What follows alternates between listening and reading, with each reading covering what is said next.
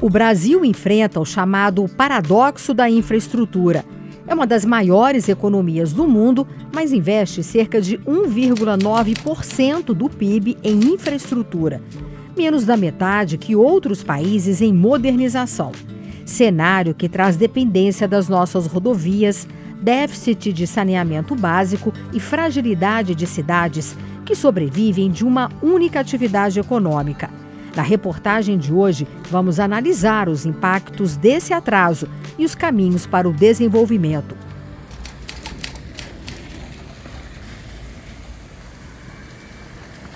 Começamos pelas estradas. Você sabia que 62% das rodovias brasileiras são consideradas regulares, ruins ou péssimas? O principal problema é a qualidade do asfalto. 80% dos pontos críticos mapeados têm buracos. Os dados alarmantes são da Confederação Nacional de Transporte. Estrada muito ruim, muito buraco, acidente toda hora, estrada muito estreita. Tá ruim demais. Que quando aparece um buraco, geralmente a gente desvia, é perigoso demais, estrada muito apertada, né? Já vi muito acidente acontecendo.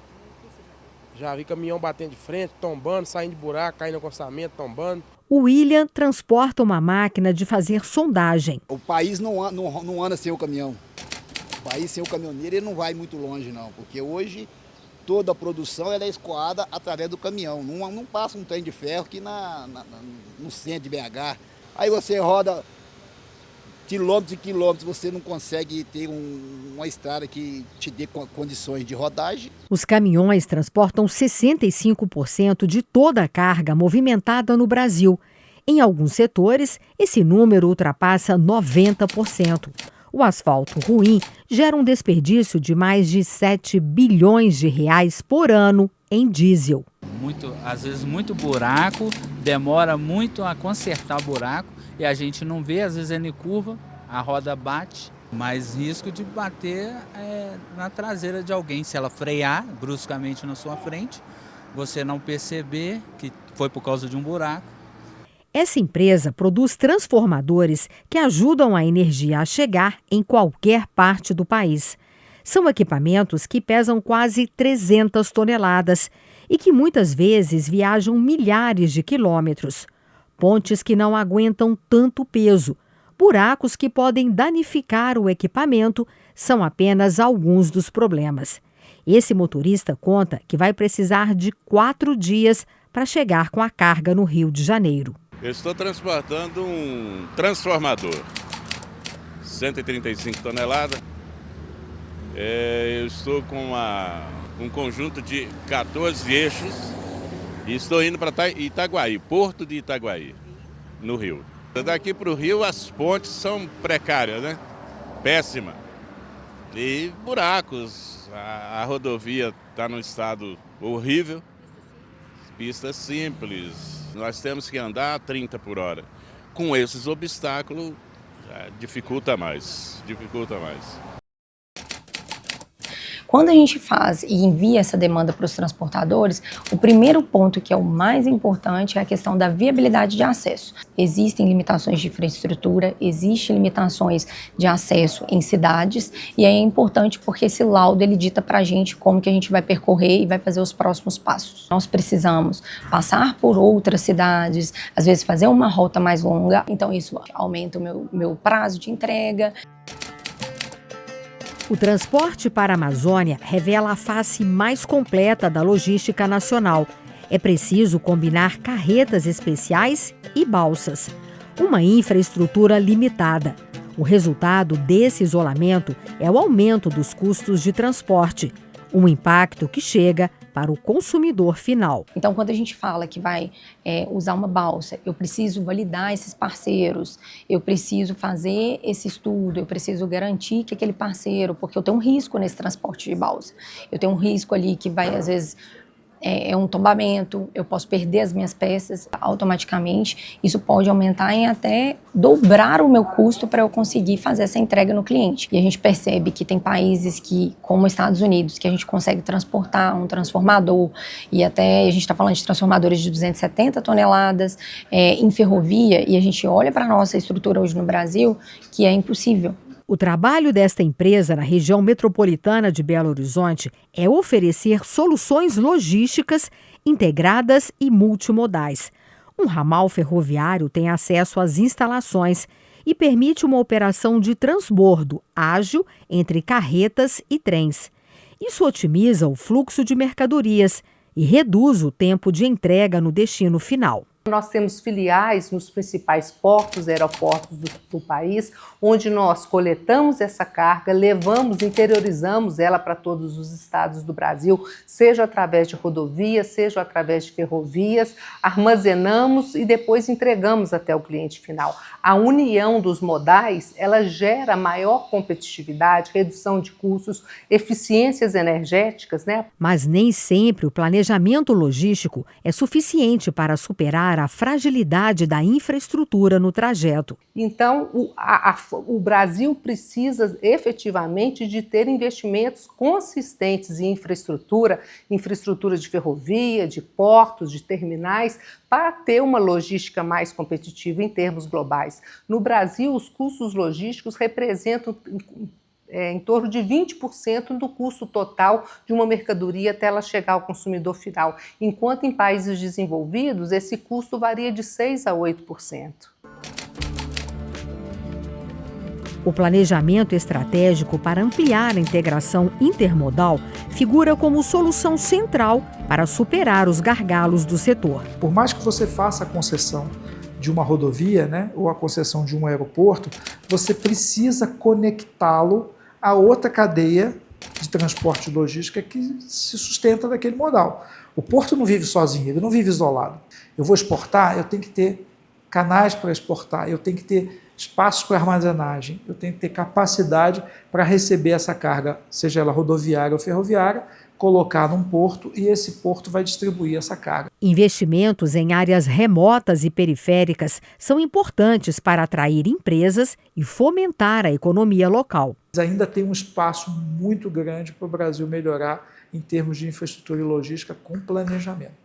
Quer dizer, pensar no desenvolvimento das regiões. Se eu estou pensando no desenvolvimento de uma região como Mato Grosso, Piauí, Bahia, para a produção de agronegócio, eu tenho que pensar na infraestrutura que vai lá buscar, porque lá não é o mercado consumidor, é o mercado produtor, né? Apesar dos problemas, a malha rodoviária apresentou redução de pontos críticos.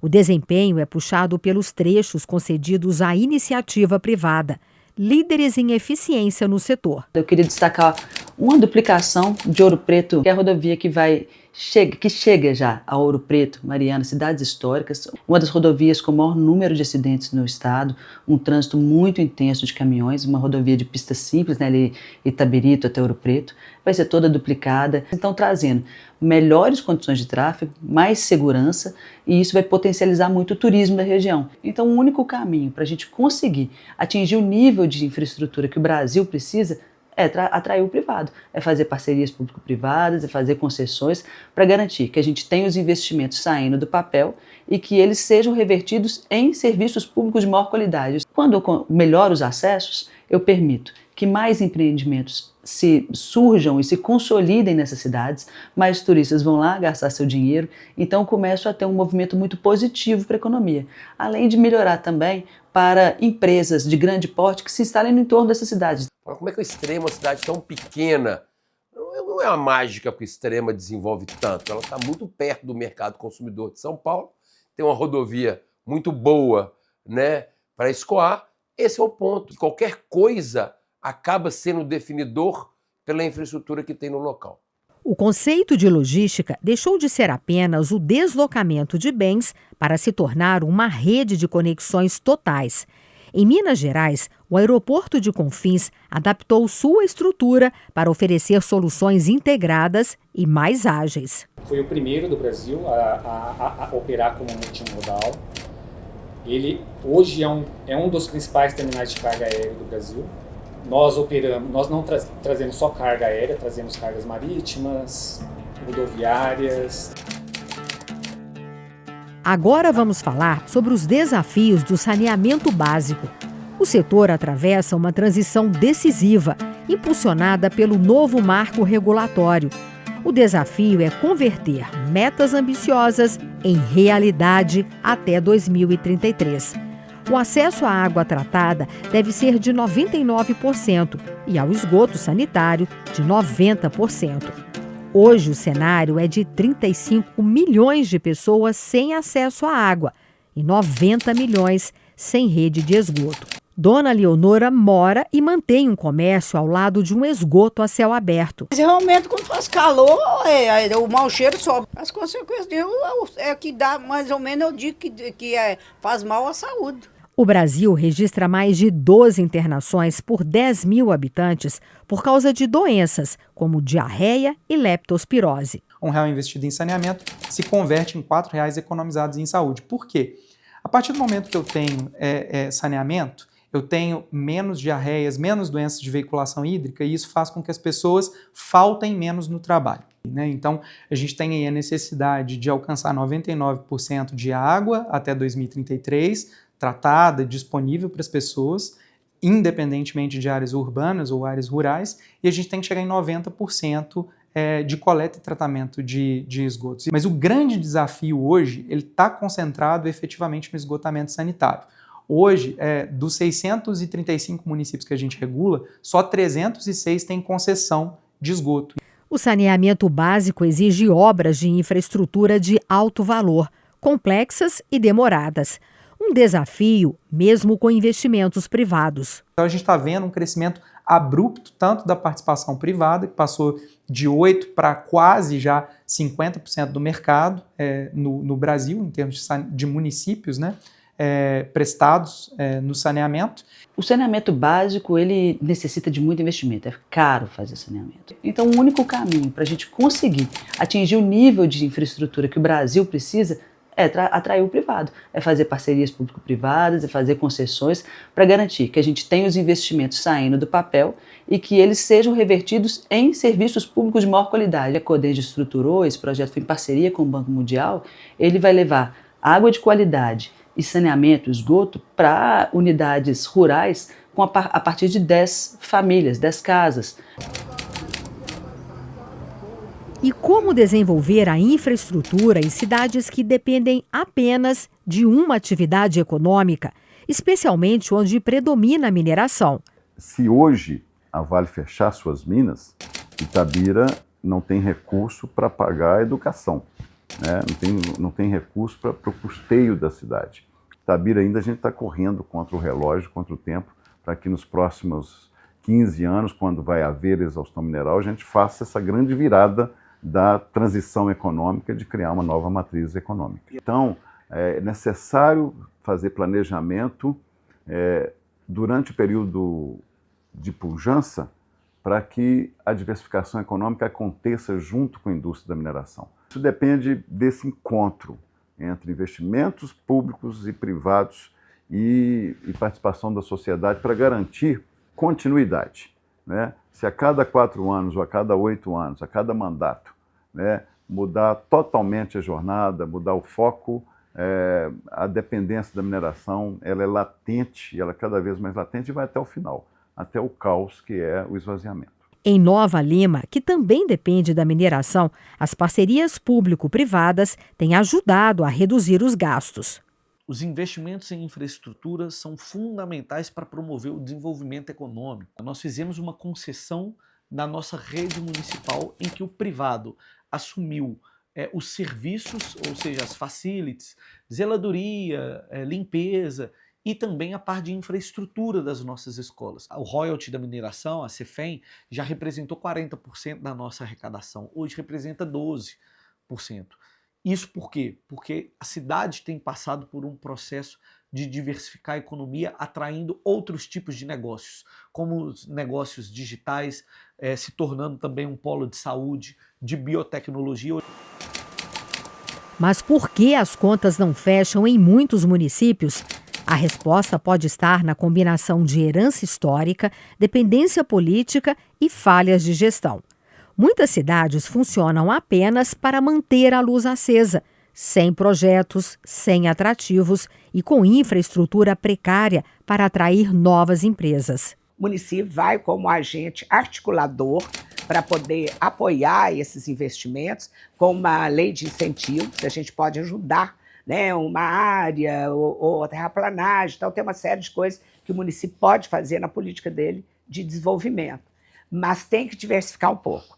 E a saída disso é você tentar tratar isso de uma maneira mesorregional, tentando compartilhar, né, a estrutura de provisão de serviço, tentando compartilhar a política pública, tentando compartilhar um planejamento integrado, tentando compartilhar de acordo com a vocação, a possibilidade de contribuição de cada município, remediar um pouco deficiências do nosso federalismo, que tem municípios com baixíssima sustentabilidade, ultra dependentes de receitas, né, federais e de fundos de participação de municípios. Então, o único caminho para a gente conseguir atingir o nível de infraestrutura que o Brasil precisa é atrair o privado, é fazer parcerias público-privadas, é fazer concessões para garantir que a gente tenha os investimentos saindo do papel e que eles sejam revertidos em serviços públicos de maior qualidade. Isso depende desse encontro entre investimentos públicos e privados e participação da sociedade para garantir